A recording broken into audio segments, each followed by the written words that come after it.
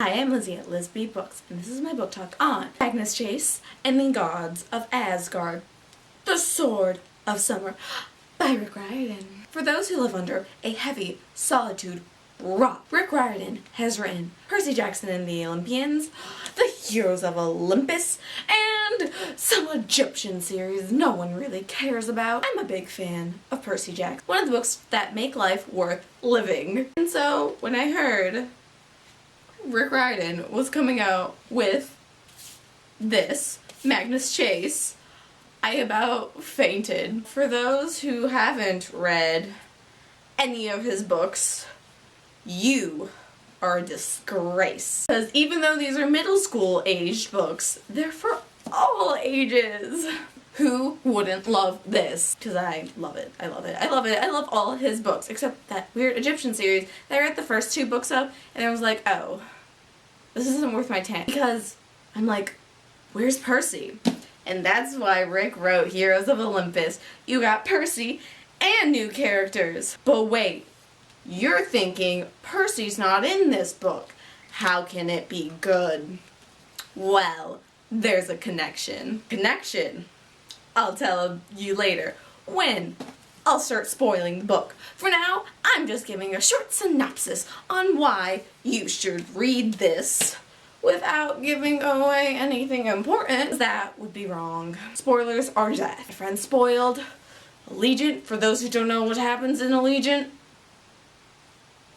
you don't understand my pain. For those who do, you do understand it. It's intense burning pain. I've never gotten over it. So, Magnus Chase and the Gods of Asgard, The Sword of Summer.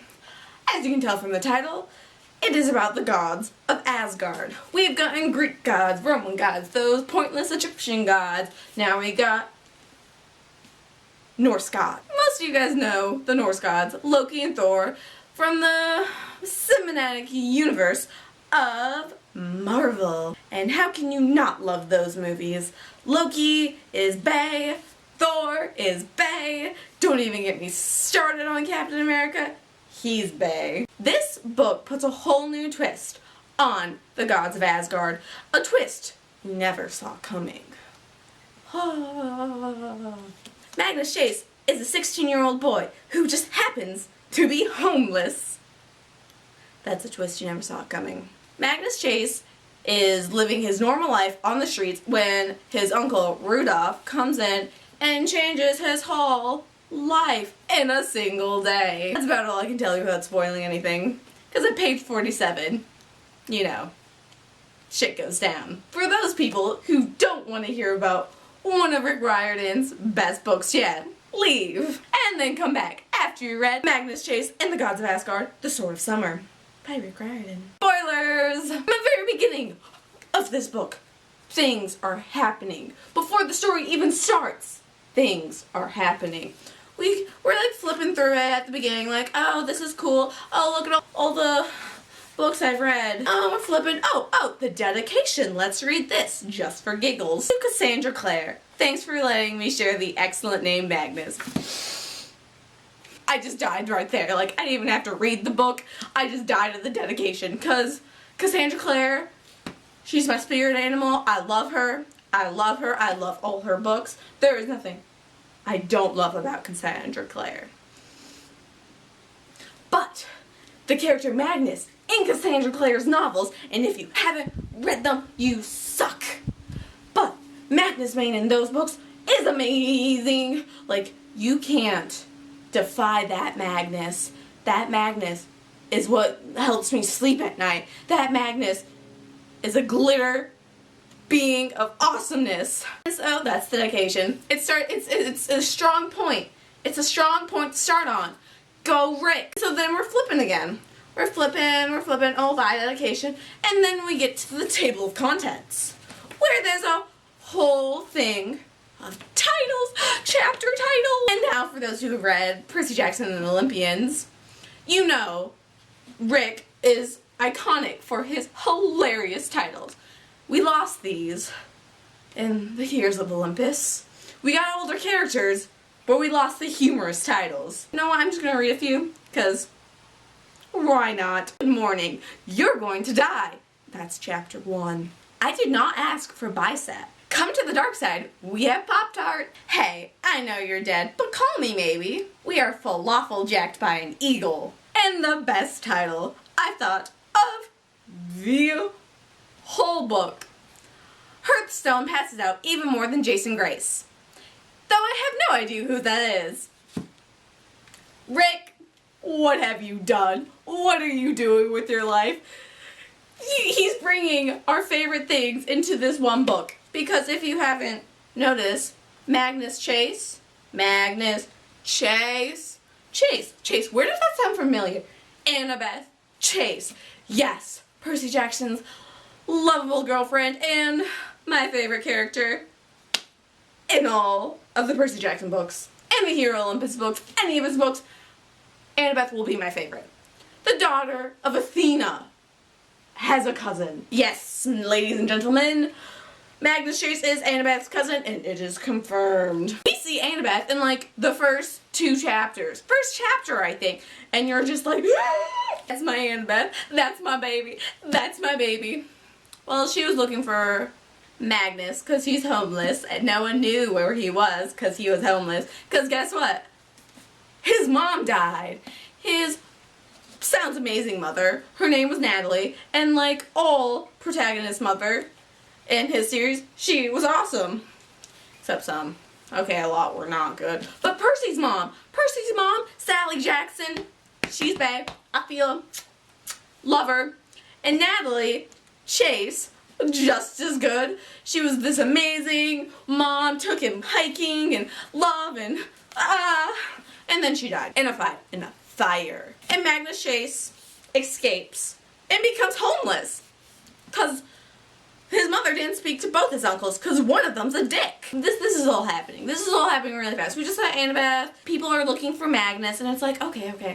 Rudolph finds Magnus. And like I said, shit goes down by page 47. Page 47, Magnus died. Not just like, oh, fake death. Like, oh, I'm not dead, but I am dead. Oh, no. Didn't someone die in Percy Jackson but then came back? Oh, didn't Thalia die? Whatever. NBD. It's not like you become a constellation after you die. No. Magnus dies. For real. And then he is taken by his Valkyrie, Sam. Her real name is something complicated and I can't pronounce because it's a Middle Eastern name. Oh yeah, ladies and gentlemen, Uncle Rick gave us a Middle Eastern character. Oh, we've been waiting for this.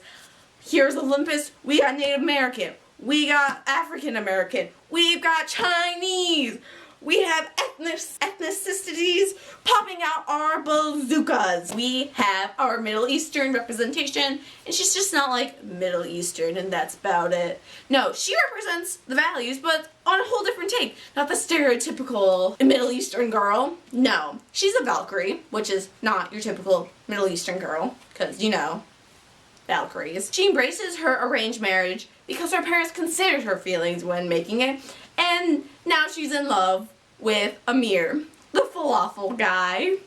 Gotta love him. Gotta love the falafel guy. And she has her herbage, but it also doubles as camouflage. She has a cloak of invisibility she wears on her head. Pretty awesome. I love Sam. She's aggressive. I love aggressive. Aggressive rocks. We're off to a good start. Magnus's hallmates are pretty darn cool, if I do say so myself. You've got a wide variety thrown in there. You've got a girl thrown in there, Mallory. She's cool. You've got X. When I first read his little description, I instantly thought Tyson. Because he's just kind of like lovable, you know? Lovable. Aww. This whole video might just be me comparing this to Percy Jackson. Making connections or something. Or, you know, ranting about Annabeth, because she's in here. When Magnus goes looking for his sword in his casket, next to his dead body, you know, chill.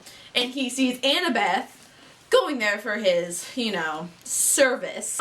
Fun stuff, you guys, fun stuff. And she instantly knows all the weird shit going down, gotta be the gods' fault. Though she missed the part of which gods it was. But you know, Annabeth, I'll give you points for figuring that out. And she's like, Magnus, I can help you. Like, baby, you props could, but this is his book. When Magnus finally met Frey, and they had the cute father-son moment, which is totes adorbs, when he said Magnus might need Annabeth, and Nancy thought, no, I'm gonna see my bae again in a book, and you know what? She might bring her bae. We're getting the gang back together. Percy's coming back. Percy and Annabeth are coming back. Not for this book, obviously. Probably going to be the last book if it even happens. Which it probably will. But that's chill. I'm so excited. That's what I'm excited for. Next book comes out in the fall of 2016. So basically in a year from now. Sad fair. We have Freya, Frey's sister, so technically Magnus's aunt. And then Blitz's mom, that's weird. But she's a hot cat lady. Like, wow. And screw Valhalla. I want to go live in Volkswagen with her. That's my kind of afterlife. I mean, I'd lounge on the beach with a good book all eternity. She's like one of those paradoxes that makes the rope that binds the wolf. It's like Wi-Fi with no lag. Hot cat lady. Finally get to meet Thor. And I still have movie Thor going through my head most of the time because that's what I think about. We get to meet this Thor and he's like a raggedy old guy with a beard and crap. I'm like, okay, that's Soup's chill. I actually like him better because he's hilarious. He has 2 talking goats that fly and he kills them and then eats them and then they come back. So, you know, fun. Loki's an asshole. He has Pop-Tarts, though. The dark side does have its perks. We get to this final battle ending stuff, right? And we're all pumped, because they're gonna bind the wolf, and they're gonna just do it. Be done with life. No. This wolf is super snarky for being kind of tied in, or bound, kind of tied. And he's surrounded by the magical flowers, so that's chill, too. He's really snarky, and he just needs to shut up. And Gorilla comes with Magnus's homemate, which is cool, because they're like, oh, we're gonna arrest you, but then JK, we're friends, we're not. And then they help him. Gorilla dies. Gorilla dies. I'm so sorry. I'm telling you, she dies, and I can't even say her right name. Rick just likes to stab us right where it hurts. He kills her, and that's super sad. I mean, we never really liked her. I always thought she'd be like annoying presence, like Mr. D and Percy Jackson, or like maybe even a Coach Hedge. But you know, it just didn't turn out like that. She died, along with the 3 other Valkyries. And it was sad. Like, you didn't like her. You didn't like her. You never liked her. There was no opportunity to like her. She was always chasing Magnus and his gang of dwarves and elves and an ex-Valkyrie. I'm like, oh, she's dead. But it hit me where it hurt. They get back to Valhalla because they have to take dead bodies back and all that fun stuff. After successfully binding the wolf. Thanks to the awesome magics of Hearthstone, the Death Elf. This is a super touching backstory. I love him. I love how Blitz has a great sense of fashion, and I love how the dwarves name everything. That chair you're sitting on, my great-grandfather made it, and its name is Chair. I mean, I name everything. My car's named Tallulah. My piano's name is Guinevere. My bed's name is Salvador. If you don't give it a name, it has no real meaning. Get back to Valhalla, and they had this whole thing, and the feast, and the stuff, because they did it! They bound the wolf! But Valkyries died. And then we see X. And he's like just a hallmate, like nothing too special. But apparently, he's Odin in disguise! He was helping Sam navigate this whole intricate plan he had going, which is cool. Like an undercover boss. And it was really funny, because he saw himself as that. He wanted to do that, because he's like one of those extreme bosses you see on TV, and I'm like, this is on point. Yep, love him. I'm sad X wasn't like a consistent character. But it's Odin, so how can I complain? Honestly. So at the end, Hearth goes to Asgard with Odin to learn magic, like the rune stone, and like really get down to business. And Blitz gets his store, and Sam goes back to a regular life. And they all go in different directions. And I'm wondering, what's gonna cause it? What's gonna happen that brings them all back together? Because I really want to know. I'm so excited for the next book because this book is hilarious. You thought the Percy Jackson books were funny? These are funnier. Magnus Chase is the snarkiest character ever. Him and Percy need to meet so they can like snark it out. This book is amazing. I can't say that it's not, because it is. 5 out of 5 stars all the way. Foreshadowing at the very end. It's the epilogue, and Loki and Rudolph are talking, and Loki picks up the necklace with Thor's hammer. Be like, shit's gonna go down. That wasn't our only plan. We're gonna bring around the apocalypse again. Because that's the whole point of the book. They're trying to stop the apocalypse. Because people want the apocalypse, but you never... Why? Why do you want the apocalypse? The whole world will end, apparently. Weird how Thor has the name of his 2 not-born sons tattooed on him, but you know, whatever floats your boat. Because apparently they know it's going to happen, how it's going to happen, and what's going to trigger it, and who's going to die, and how they're going to die before it even happens. Which I think is interesting. The Norse gods are definitely different than the Greek gods, and that's not necessarily a bad thing. They've got their own charm. They're much closer with their kids than the Greek ones were. The whole 9 worlds is really cool. Everything's really cool. I really love this book. I really just want to go look up some Norse mythology right now. Just like brush up and like, I already knew that because I read Magnus Chase and the Gods of Asgard, The Sword of Summer.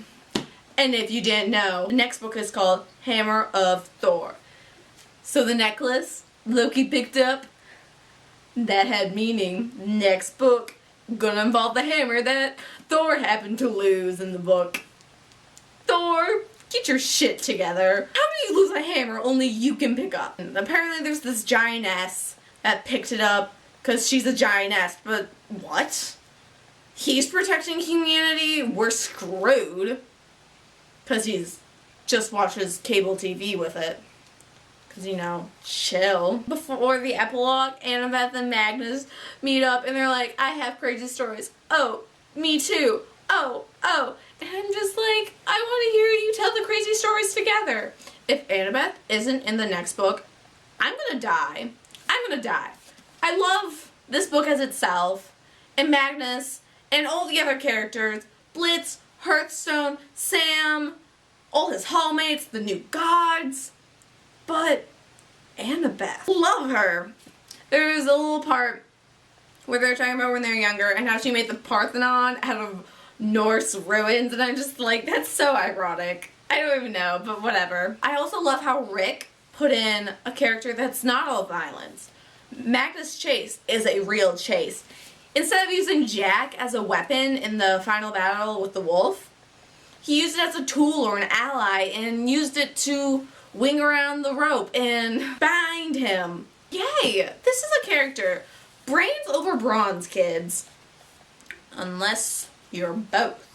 Because apparently when you go to Valhalla, you get abs.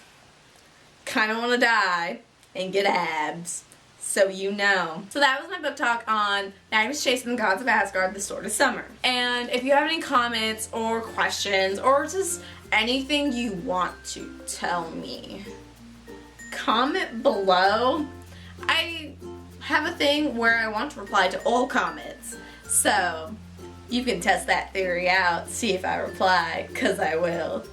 Thanks for watching. Tune in for the next video when I don't know when it will be out, because this was a while till this one got out. Peace, love, and Magnus Chase.